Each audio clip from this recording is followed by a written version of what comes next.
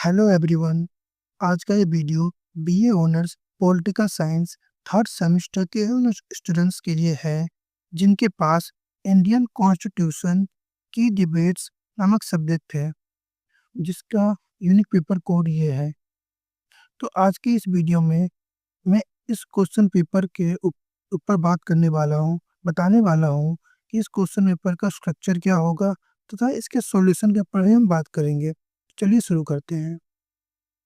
अगर हम देखें तो इस क्वेश्चन के सॉल्यूशन के लिए हमको कुल 3 घंटे का समय मिलता है तथा इसका मैक्सिमम मार्क्स हमें 90 नंबर का क्वेश्चन पेपर होता है ये। चलिए आगे हम देखते हैं। अगर हम इसके इंस्ट्रक्शंस के ऊपर देखें तो हमें इसमें कुल 5 क्वेश्चन करने होते हैं। कोई भी 5 क्वेश्चन, इन सभी क्वेश्चन हम कर सकते हैं तथा सभी क्वेश्चंस के मार्क्स जो होते हैं वो इक्वल होते हैं। तो आप इनमें से कोई भी क्वेश्चन कर सकते हैं। चलिए आगे देखते हैं, मगर आपको कुल 5 ही क्वेश्चन करने हैं, उससे ज़्यादा नहीं। आप देखें तो आप इस इन क्वेश्चन के सॉल्यूशन इंग्लिश या हिंदी दोनों में से किसी भी एक भाषा में कर सकते हैं। आप चाहे तो हिंदी में करें या इंग्लिश में करें, परंतु आपको दोनों में से किसी एक भाषा में ही करना होगा। यहाँ नहीं कि आप कुछ क्वेश्चन का सॉल्यूशन इंग्लिश में करें और कुछ का हिंदी में।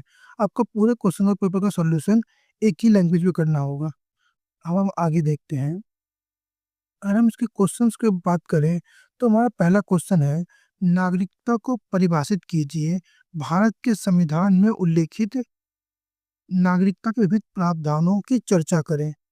तो सबसे पहले आपको इस क्वेश्चन में बताना है कि नागरिकता का क्या अर्थ होता है। जैसे कि हम देखें तो नागरिकता का अभिप्राय किसी भी देश में मौजूद व्यक्ति के कानूनी अधिकार से है तथा राष्ट्रीय सदस्यता से है।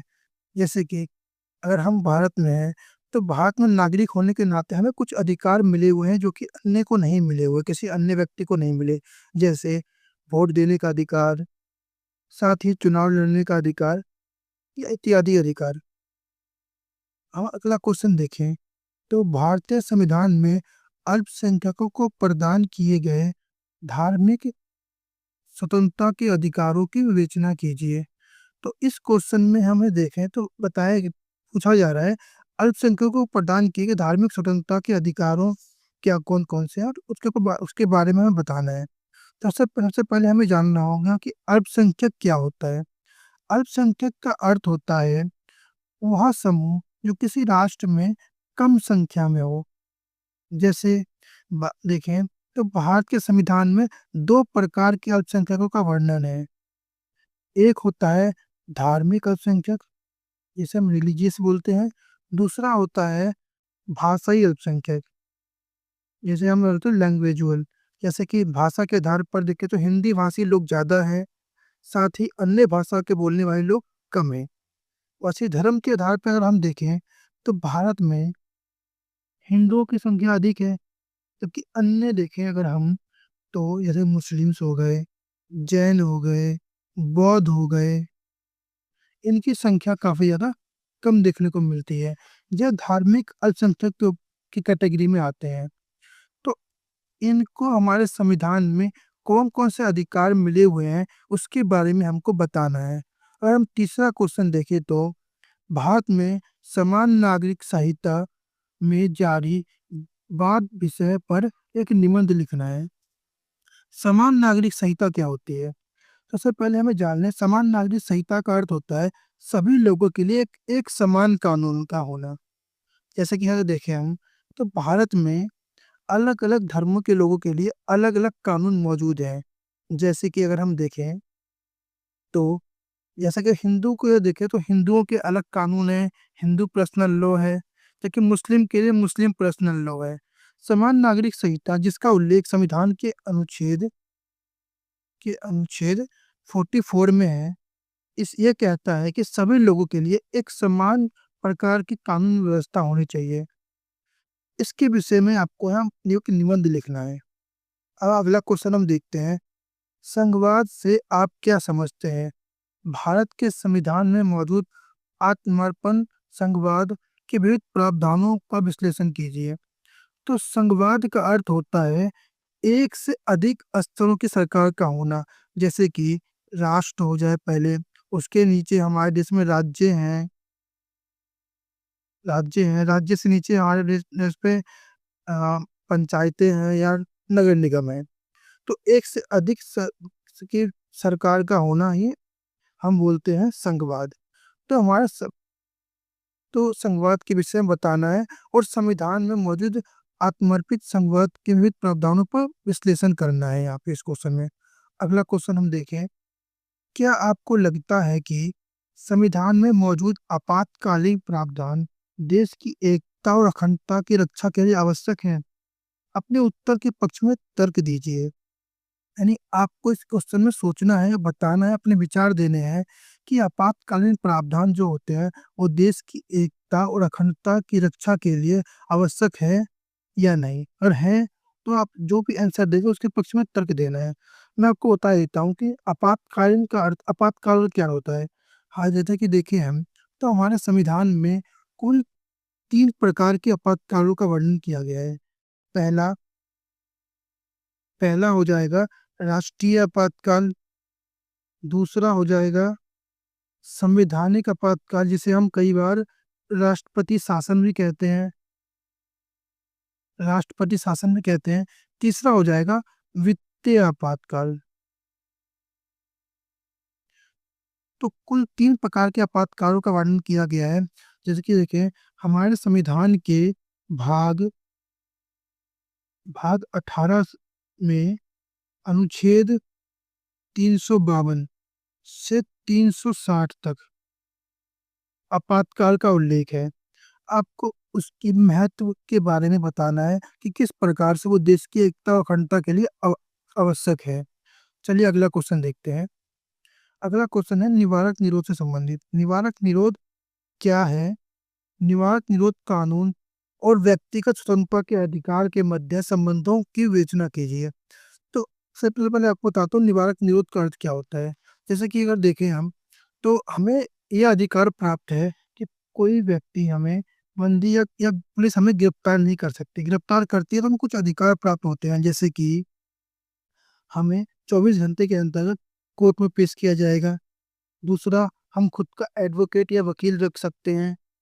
परंतु निवारक निरोध में हम कोई जुर्म जो पहले हमने किया भी नहीं है, उसे केवल शक के आधार पर कि हम पुलिस हमें शक के आधार पर कि हम भविष्य में वो जुर्म कर सकते हैं, हमें गिरफ्तार कर सकती है। तो इस क्वेश्चन में निवारक निरोध के कानून और व्यक्तिगत स्वतंत्रता के अधिकार के मध्य संबंधों की विवेचना करना है, किस प्रकार से ये हमारी स्वतंत्रता का उल्लंघन है, उसके विषय चर्चा करनी है। अगला क्वेश्चन हम देखें, तो अगला क्वेश्चन है भारतीय संविधान संशोधन को परिभाषित कीजिए। संविधान संशोधन से संबंधित संसद और न्यायपालिका के मध्य संघर्ष की विवेचना कीजिए। संविधान संशोधन का अर्थ है संविधान में किया जाने वाला बदलाव। जैसे कि हम देखें, तो संविधान के भाग 20 में एक आर्टिकल है 368 जो संविधान में संशोधन के विषय में प्रावधान करता है। तो संविधान से जब संशोधन होता है तो कई बार कुछ संशोधनों को संसद जो होती है वो ऐसी व्यवस्था से करती है जिससे कि लेकर के न्यायपालिका में विरोध होता है और न्यायपालिका कई बार उस संशोधनों को खारिज करने की कोशिश करती है। तो इसके मध्य जो संघर्ष हुआ है उस संघर्ष के बारे में ही लिखना है आपको। अगला क्वेश्चन देखते हैं, भाषा भाषा से संबंधित मुद्दों पर संविधान सभा की बहस पर एक निबंध लिखो। जैसे कि आपको पता होगा कि जब भारत का संविधान बन रहा था तो उस समय भाषा को लेकर काफी ज्यादा विवाद खड़े हुए थे। जैसे दक्षिण भारतीय राज्य चाहते थे कि उनकी भाषा आधिकारिक भाषा बने, जबकि उत्तर भारतीय चाहते थे कि हिंदी को बनाया जाए। जबकि अधिकतर लोग इंग्लिश को लेकर के भी काफी ज्यादा सहमत थे कि इंग्लिश को आधिकारिक भाषा बनाया जाए। तो संविधान सभा में इस भाषाई विवाद को लेकर क्या क्या बहस हुई, उसके ऊपर आपको एक निबंध लिखना है इस क्वेश्चन में। चलिए आगे देखते हैं। 9वां क्वेश्चन, भारत के संविधान में प्रदत्त धार्मिक स्वतंत्रता के विविध प्रावधानों की समीक्षा कीजिए। तो इस क्वेश्चन में भारत के संविधान में धार्मिक स्वतंत्रता जो दी गई है उसके बात करनी है। तो भारत के संविधान में भाग